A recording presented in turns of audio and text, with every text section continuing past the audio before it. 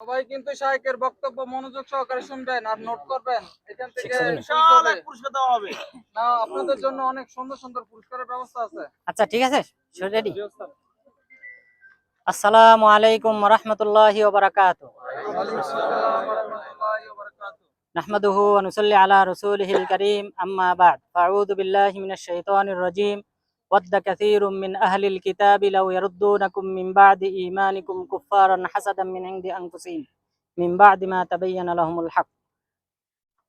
আমরা এখন যে স্থানে অবস্থান করতেছি এটা কুবার পার্শ্বে অবস্থিত। আর এখানে ঐতিহাসিকভাবে যে বিষয়টা সম্পর্কিত সেটা হলো এখানে ইহুদিদের সর্দার বিশেষ করে বানু নাজিরের সর্দার কাব বিন আশরাফ আল ইহুদি, সে এখানে বসবাস করতেন। এটা ছিল তার প্রাসাদ, এখানে তিনি বসবাস করতেন। আর এখানে তার বসবাসের পিছনে যে কারণ রয়েছে, তিনি বানু নাজিরের অধিবাসী হলেও তিনি বানু নাজিরের অবস্থান অন্য সাইডে ছিল, কিন্তু তবুও তিনি এখানে বসবাস করতেন। আর এখানে তিনি সামার বসাতেন। সামার বসানো বলে রাতের বেলায় তিনি গায়িকাদের মাধ্যমে রাসূল সাল্লাল্লাহু আলাইহি সাল্লামের বিরুদ্ধে, মুসলিম রমণীদের বিরুদ্ধে, সাহাবাদের বিরুদ্ধে কবিতা রচনা করে সেটা এখানে এই গায়িকাদের মাধ্যমে প্রচার করতেন। আর এখানে মানুষ জড়ো হতো, তারা এই রচনা শুনতো। এটা ছিল তার একটা বড় অপরাধ। আরেকটি অপরাধ হলো, এই ব্যক্তি যখন বদর যুদ্ধে মুসলিমরা বিজয়ী হয়, দ্বিতীয় হিজরিতে মুসলিমরা যখন বিজয়ী হয়, তখন সে চক্রান্ত শুরু করে কিভাবে মুসলিমদেরকে হত্যা করা যায়। এই চক্রান্তের সুবাদে সে মক্কা সফর করে, মক্কায় যায়, মক্কাবাসীর কাছে গিয়ে তাদেরকে উদ্বুদ্ধ করে নতুন করে যুদ্ধের প্রস্তুতি নেওয়ার, এবং যেন এই পরবর্তীতে যে উহুদ যুদ্ধটা হয় সেখানে তার একটা হাত ছিল, সে তাদেরকে উদ্বুদ্ধ করে। এবং সেখানে যাওয়ার পর এই কাব বিন আশরাফ, যেহেতু তারা আহলে কিতাব, আসমানি কিতাবে বিশ্বাসী, তাকে একটা প্রশ্ন করেছিল মক্কার কুরাইশরা। তারা প্রশ্ন করেছিল যে তুমি তো আসমানি কিতাব সম্পর্কে তোমার ধারণা আছে, তো তুমি কি মনে করো যে আমরা উত্তম নাকি হাদা সুনাইবির আল মুবাইতির, এই লেস কাটা নির্বংশ মোহাম্মদ, তিনি কি উত্তম নাকি আমরা উত্তম? নাউজুবিল্লাহ। এই প্রশ্ন করার পর সে বলেছিল যে না, আমার ধারণা, আমার জানা মতে তোমাদের ধর্মটাই বেশি উত্তম। আল্লাহ তাআলা আয়াত অবতীর্ণ করলেন, ইন্না আতাইনাকাল কাউসার ফাসাল্লি লিরাব্বিকা ওয়ানহার ইন্না শানিআকা হুয়াল আবতার। নিশ্চয়ই আপনার শত্রুরা নির্বংশ, আপনার শত্রুরা এই ইহুদি এবং সেই মক্কার কুরাইশ, তারা নির্বংশ, আপনি নির্বংশ না। আল্লাহ তাআলা আয়াত অবতীর্ণ করেছিলেন এই ঘটনাকে কেন্দ্র করে। তো এই কাব বিন আশরাফ ইহুদির তাহলে আমরা এই অপরাধ জানলাম যে গায়িকা দিয়ে সে এই এই কুৎসা রটনা করতো। এরপর আমরা জানলাম মক্কাবাসীকে সে উদ্বুদ্ধ করেছিল মুসলিমদেরকে হত্যা করার জন্য বা নতুন একটা যুদ্ধ বাঁধানোর জন্য। এরপর এই কাব বিন আশরাফের ব্যাপারে রাসূল সাল্লাল্লাহু আলাইহি ওয়াসাল্লাম পদক্ষেপ গ্রহণ করলেন। তিনি পদক্ষেপ নিয়ে তিনি সাহাবাদেরকে লক্ষ্য করে বললেন, মান লি কাব বিন আশরাফ ফা ইন্নাহু কদ আদাল্লাহ ওয়া রাসূলা। তোমাদের মধ্যে কে আছে কাব বিন আশরাফের বিরুদ্ধে পদক্ষেপ গ্রহণ করবে, তাকে হত্যা করবে, কেননা সে আল্লাহ এবং তার রসুলকে কষ্ট দিয়েছে। যেহেতু সে গালিগালাজ করতো, তো কষ্ট দিয়েছে, সুতরাং তোমাদের মধ্যে কে আছে তাকে হত্যা করবে। মুহাম্মদ বিন মাসলামা রাদিয়াল্লাহু আনহু তিনি বললেন, আল্লাহ রাসূল আপনি কি পছন্দ করেন আমি তাকে হত্যা করব? তিনি বললেন, হ্যাঁ, আমি চাই তুমি তাকে হত্যা করো। তখন মুহাম্মদ বিন মাসলামা রাদিয়াল্লাহু আনহু তিনি যখন এই অনুমোদন নিয়ে বের হন, তখন বাকি অতিক্রম করার পর তিনি তখন সাক্ষাৎ পান আবু নায়েলা হলেন আবু নায়েলা সিলকান বিন সালামা। এই সাহাবীর সাথে তিনি সাক্ষাৎ পান। তো এই সাহাবী তিনি হলেন রিলেটেড কাব বিন আশরাফ ইহুদির সাথে, তার দুধ ভাই, অর্থাৎ তারা দুইজন একই সাথে বড় হয়েছে, একই মায়ের সাথে একই মায়ের দুধ পান করে তারা দুইজন বড় হয়েছিল। তা আবু নায়েলার যেহেতু একটা আলাদা মর্যাদা রয়েছে কাব বিন আশরাফ ইহুদির সাথে, তখন মুহাম্মদ বিন মাসলামা রাদিয়াল্লাহু আনহু তাকে বললেন যে তোমাকেও আমার সাথে থাকতে হবে। তখন তিনি রাসূল সাল্লাল্লাহু আলাইহি সাল্লামের কাছে আসলেন। আসার পর বললেন, আল্লাহ রাসূল আপনি কি কাব বিন আশরাফকে হত্যা করার অনুমোদন দিয়েছেন? তিনি বললেন, হ্যাঁ দিয়েছি। তখন আবু নায়েলা রাদিয়াল্লাহু আনহুকে নিয়ে এই কাব বিন আশরাফ ইহুদির বাড়িতে আসেন আমাদের মুহাম্মদ বিন মাসলামা রাদিয়াল্লাহু আনহু।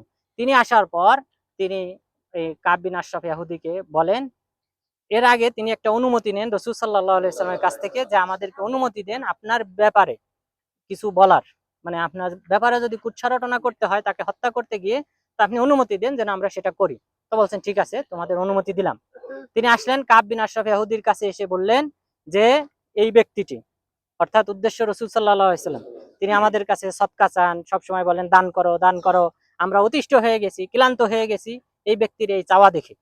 তো এখন তিনি যেহেতু চেয়েছেন, আর আমরা এই ধর্মে যেহেতু একবার প্রবেশ করেছি, এটা শেষ না দেখে আমি সরতে চাই না।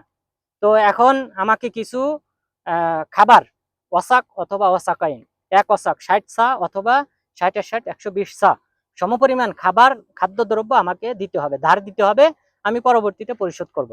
তখন সে বলল ঠিক আছে দেব, খাবার দেব। পরে মোহাম্মদ বিন মাসলামা রাদিয়াল্লাহু আনহু তার কাছ থেকে একটা মাউইদ নিলেন, সময় নিলেন যে আমি পরবর্তী এক সময় আপনার সাথে সাক্ষাৎ করব। পরবর্তী এক সময় সাক্ষাৎ করার ওয়াদা নিলেন। তো এর মাঝে তার সাথে একটা চুক্তি হয় যে ঠিক আছে তুমি, আমি খাবার দেব, কিন্তু তোমাদের কাছে ইরহানু ইলাইয়া নিসা আকুম, তোমরা তোমাদের যে স্ত্রীরা আছে তাদেরকে আমার কাছে বন্ধক রাখবে। তখন এই মোহাম্মদ বিন মাসলামা রাদিয়াল্লাহু আনহু বললেন যে কাইফা নূর হেনু নিসা আনা ওয়া আনতা আজমালুল আরব, আমরা কিভাবে আমাদের মহিলাদেরকে তোমার কাছে বন্ধক রাখবো, অথচ তুমি হলে এই আরবদের মধ্যে সুদর্শন যুবক, সুদর্শন ব্যক্তি, তুমি আরবদের মাঝে সুদর্শন ব্যক্তি হওয়া সত্ত্বে আমরা কিভাবে আমাদের স্ত্রীদেরকে তোমার কাছে বন্ধক রাখি? এটা তো সম্ভব না, এটা তো চিরদিনের জন্য আমাদের লাঞ্ছনা, তিরস্কার। তখন সে বলল তাহলে ফারহানু আবনা আকুম, তোমাদের যে ছেলে মেয়ে আছে তাদেরকে আমাদের কাছে বন্ধক রাখো। তখন তিনি বললেন যে না, ছেলেদেরকে যদি বন্ধক রাখি যুগ যুগ ধরে আমার সন্তানদেরকে তিরস্কার করা হবে, যে এক অসাক অথবা দুই অসাক খাবারের জন্য আমার সন্তানদেরকে কি রাখা হয়েছিল, বন্ধক রাখা হয়েছিল। এটা আরুন আলাইনা, এটা আমাদের জন্য তিরস্কার, সুতরাং এটা আমি মানতে পারি না। তবে নাহনু নুরহিনু ইলাইকাল আমতিয়া সিলাহ, অর্থাৎ অস্ত্র শস্ত্র যে আছে, বর্ম ইত্যাদি, এগুলি আমরা তোমার কাছে বন্ধক রাখবো। এরপর যখন 60 সমপরিমাণ খাবার অথবা 120 সমপরিমাণ খাবার আমরা পরিশোধ করতে যখন পারবো, তখন এই অস্ত্রগুলি আবার ফেরত দিব। এইভাবে চুক্তি হয়। চুক্তি হওয়ার পর তখন তিনি একটা মাউইদ নিলেন, সময় নিলেন যে আমরা পরবর্তীতে এক সময় সাক্ষাৎ করব আপনার সাথে।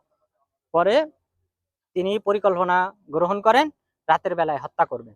রাতের বেলায় তখন তিনি মোহাম্মদ বিন মাসলামা রাদিয়াল্লাহু আনহু, আবু নাইলা, সিলকান বিন সালামা রাদিয়াল্লাহু আনহু, এরপর আব্বাদ বিন বিশির রাদিয়াল্লাহু আনহু, এরপর আবু আবস রাদিয়াল্লাহু আনহু, এরপর হারিস বিন আউস রাদিয়াল্লাহু আনহু, এই 5 জন, কোন কোন রায়তে 3 জনের নাম উল্লেখ করা হয়েছে, তবে সহিহ বুখারীতে 5 জনের নাম উল্লেখ করা হয়েছে, যে 5 জনের নাম উল্লেখ করলাম, এদেরকে নিয়ে তিনি আসলেন।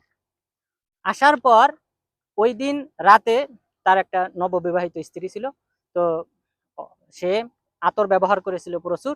তো তখন তার স্ত্রী যখন মোহাম্মদ বিন মাসলামা রাদিয়াল্লাহু তাকে ডাক দেয়, আহ্বান করে আসার জন্য নিচে, তখন তার স্ত্রী বুঝতে পারেন বিষয়টা, যে তখন তিনি বললেন ইন্নী আসমাউ সাউতান কান্নাহু ইয়াকতুরু দাম, আমি এমন আওয়াজ পাইতেছি যেন রক্ত ঝরতেছে, সেই আওয়াজ থেকে এমন চিৎকার আমি শুনতে পাইতেছি যেন মনে হচ্ছে সেখান থেকে রক্ত ঝরতেছে, অর্থাৎ কাউকে হত্যা করা হচ্ছে, সেই হত্যার মুহূর্তে সে চিৎকার করতেছে, এটা আমি অনুভব করতেছি, স্ত্রী বললেন। তো কাব বিন আশরাফ বললেন যে না, আমি একজন সম্মানিত মানুষ, সম্মানিত মানুষকে যদি রাতের বেলায় আঘাত করার জন্যও আহ্বান করা হয় তাহলে উচিত সাড়া দেওয়া, অর্থাৎ দাম্ভিকতা, অহংকার। তখন সে সাড়া দিয়ে নিচে আসে। নিচে আসার পর মোহাম্মদ বিন মাসলামা রাদিয়াল্লাহু আনহু তিনি দেখলেন যে অনেক আতরের ঘ্রাণ আসতেছে তার শরীর থেকে। তখন তিনি প্রশংসা করলেন যে অনেক সুগন্ধিময় আতর। তখন তিনি বললেন আমার সাথে যে স্ত্রী আছে সে আতরকে পছন্দ করে, সে আতরটা ব্যবহার করেছে। তখন বললেন যে আমাকে অনুমতি দেন আতরটা শুকি। তখন তিনি শুকে দেখলেন, মাথা কাছে নিলেন, নিয়ে মাথার আতর শুকে দেখলেন। এরপরে বললেন তুমি অনুমতি দাও আমার সাথীরা যারা আছে তারাও আতর শুকে দেখুক। তখন তিনি অনুমতি দিলেন। তখন যখন ভালোভাবে যখন তাকে পাকড়াও করতে পারলেন মোহাম্মদ বিন মাসলামা, সাহাবাদেরকে ইশারা দিলেন হত্যা কর। তখন সাথে সাথে বাকি সাহাবারা হত্যা করে ফেললেন। হত্যা করার পর এই তার বিকট আওয়াজ, তার যে চিৎকার শুনে আশেপাশের ইহুদিরাও বেরিয়ে আসে, মশাল জ্বালিয়ে তারাও বেরিয়ে আসে। আর এই সাহাবাগণ 5 জন তারা অথবা 3 জন তারা হত্যা করে তারা বাকিতে পৌঁছে যান নিরাপদে, কোনো সমস্যা হয় নাই। এরপর রাসূল সাল্লাল্লাহু আলাইহি ওয়াসাল্লামকে সংবাদ জানিয়ে দেন যে কাব বিন আশরাফ ইহুদিকে হত্যা করা হয়েছে। এই ঘটনাটা ছিল 2য় হিজরির রবিউল আউয়াল মাসে। 2য় হিজরির রবিউল আউয়াল মাসে কাব বিন আশরাফ ইহুদিকে হত্যা করা হয়। এর মাধ্যমে ইহুদিদেরকে একটা বার্তা দেওয়া হয়, যেহেতু ইহুদিরা এই মদিনাতে তারা বিপর্যয় সৃষ্টি করত, চুক্তি ভঙ্গ করত, বিভিন্ন ফাসাদ সৃষ্টি করত। তো কাব বিন আশরাফ ইহুদিকে হত্যা করার মাধ্যমে তারা তখন একটু শান্ত হয়। তো এটা ছিল একটা নবীকে যদি কেউ গালি দেয় তাহলে তার বিধান হলো হত্যা করতে হবে। নবীকে যদি কেউ গালি দেয় তাহলে তাকে হত্যা করতে হবে, যেমনটা করা হয়েছিল কাব বিন আশরাফ ইহুদিকে। এরপর ইবনু আবিল হুকাই তাকে খয়বারে তার দুর্গে সেখানে গিয়ে হত্যা করা হয়েছিল। তো এইভাবে রাসূল সাল্লাল্লাহু আলাইহি ওয়াসাল্লাম যারা তাকে গালি দিত তাদেরকে তিনি হত্যা করার নির্দেশ দিয়েছিলেন। কাবা ঘরে বাইতুল্লাহ যখন বিজয় করেন তখনও তিনি বিভিন্ন জনকে 4 জন ব্যক্তিকে হত্যা করার নির্দেশ দিয়েছিলেন। তাদের মধ্যে বিশেষ করে যারা এই কবিতা রচনা করে রাসূল সাল্লাল্লাহু আলাইহি ওয়াসাল্লামকে গালিগালাজ করতো তারাও ছিল। সুতরাং কোনো ব্যক্তি যদি নবীকে গালি দেয় তাহলে তার বিধান হলো তাকে হত্যা করতে হবে। সেই হিসেবে কাব বিন আশরাফ ইহুদিকে হত্যা করা হয়েছিল। তা আল্লাহ তাআলা আজকে আমাদেরকে মদিনা ইসলামিক দাওয়াত সেন্টারের ছাত্রবিন্দু ভাইদেরকে নিয়ে এখানে আসার তৌফিক দান করেছেন। আল্লাহ তাআলার আমরা শুকরিয়া আদায় করি। আলহামদুলিল্লাহ। আল্লাহ তাআলা আমাদেরকে উত্তম জাযা দান করুন। আমিন। আসসালামু আলাইকুম ওয়া রাহমাতুল্লাহি ওয়া বারাকাতুহু। আলহামদুলিল্লাহ, আমরা আসলে এখানে চলো থাকলে